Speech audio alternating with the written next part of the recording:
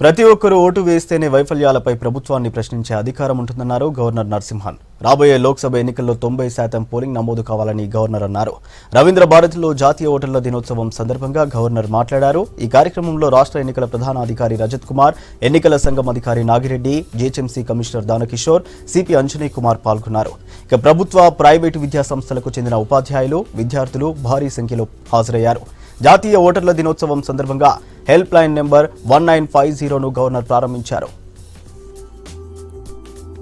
It is a day which gives you the right to vote, and the right to vote, I think, is one of the most precious rights that every citizen of India over and above the age of 18 gets. I would earnestly appeal to all citizens over and above the age of 18 to definitely register themselves as voters and do cast their votes without fail. The oath that was administered to you all speaks for itself as to what you should really do when you go to vote. Not be carried away by any factors of caste, creed, religion, or any other inducement. That, I think, is the most important aspect of this voting procedure. But the most important thing is for the youth, those particularly the first-time voters. I would earnestly appeal that let Telangana be the path breaker, which is really going for voting percentage of well over 90%. I would be very happy if in the forthcoming elections to the parliament, we are able to register at least 90% should be the minimum voting percentage in Telangana. That will be what my dream.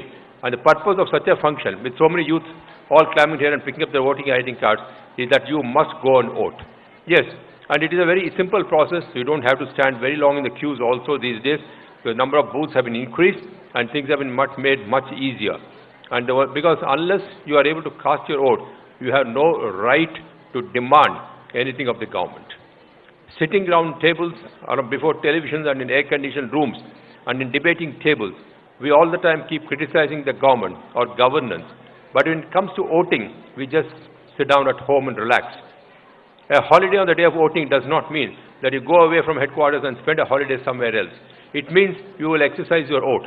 And this is what I would like the citizens of the state, the electorate of this state, that even though it might be a holiday, please go and cast your vote. Unless you do that, I think you have no business to question the governance. If you want to question the government for its for failures or whatever it is, shortcomings, I think you must exercise your vote. This day is being also celebrated across the 34,603 polling stations in the state, in the entire state of Telangana. I wish to inform that the first general elections to the Telangana State Assembly were conducted in fair and peaceful manner in December 2018. The polling percentage at 73.4% was the highest ever recorded in the state. And also those who have not registered as a voter so far in the electoral roll are requested to kindly enroll themselves by obtaining Form 6 from their concerned electoral officers.